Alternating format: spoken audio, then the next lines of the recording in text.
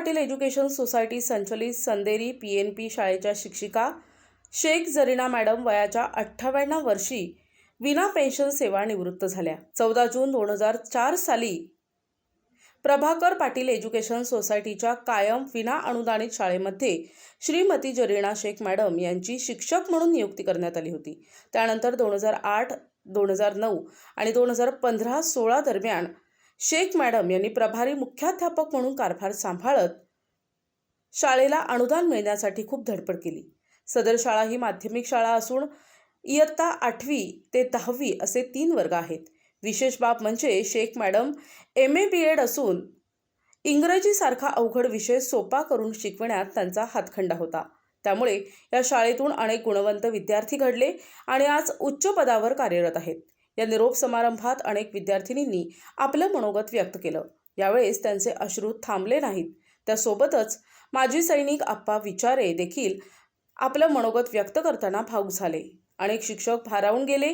शिक्षक या पेशातून अनेक शिक्षक आपली जबाबदारी बजावत असतात, मात्र काही शिक्षक हे आपल्या आयुष्य त्या शाळेसाठी झोकून देतात आणि आपल्या शाळेच्या प्रगतीसाठी अहोरात्र कार्य करून विद्यार्थ्यांना घडवितात आणि आपल्या शाळेचं नाव उंचावतात।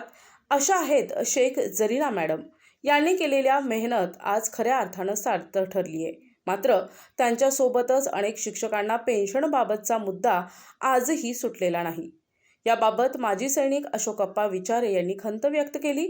मुख्याध्यापक पाटोळे BK, सहाय्यक शिक्षिका शेख G पाटील, BG सहाय्यक शिक्षक शिरगेरे, SL शहा, SL सहाय्यक शिक्षक नारनवर, BM लिपिक मनोहर काटकर, शिपाई सुधीर दळवीसह अनेक मान्यवरांच्या उपस्थितीत निरोप समारंभ संदेरी PNP शाळेत पार पडला। यावेळी माजी सैनिक अप्पासाहेब विचारे, हिलाल मुलाणी, अनवर शेठ हजवाणे, फारुख भाई हजवाणे, सरपंच पाष्टे मॅडम, मुकेश आंबेकर, प्राथमिक आणि माध्यमिक शाळेतील शिक्षक, पोलीस पाटील मॅडम, पालक वर्ग, पंचक्रोशीतील प्रतिष्ठित नागरिक, बहुसंख्य विद्यार्थी उपस्थित होते।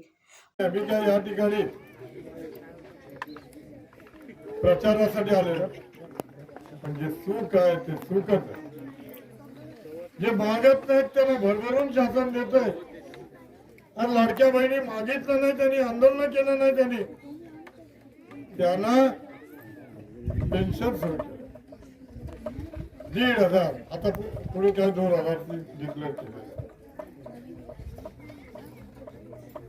काय करत जे आंदोलन करतात शिक्षक, अरे आमचे कुटुंब उपाशी मरतात, आम्ही उद्या रिटायर झाल्यानंतर काय खाणार आहोत,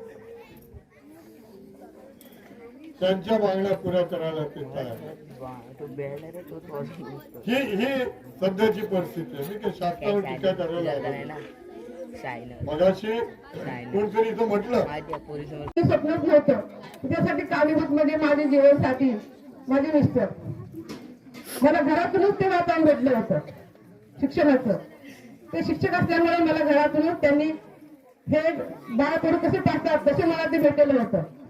त्यामुळे माझं जे 18 वर्षाचं वय असताना मी माझं माहेर सोडल्यासारखं झालं आणि बाकीचं जे वय आहे जे वर्ष आहे ते सगळे माझे इथे कर्मभूमीला जन्मभूमीला मी जवळजवळ 18 वर्ष तिथे फक्त काढले होते, बाकीचे सगळे वर्ष माझे त्या कर्मभूमीसाठी मी अर्पित केले।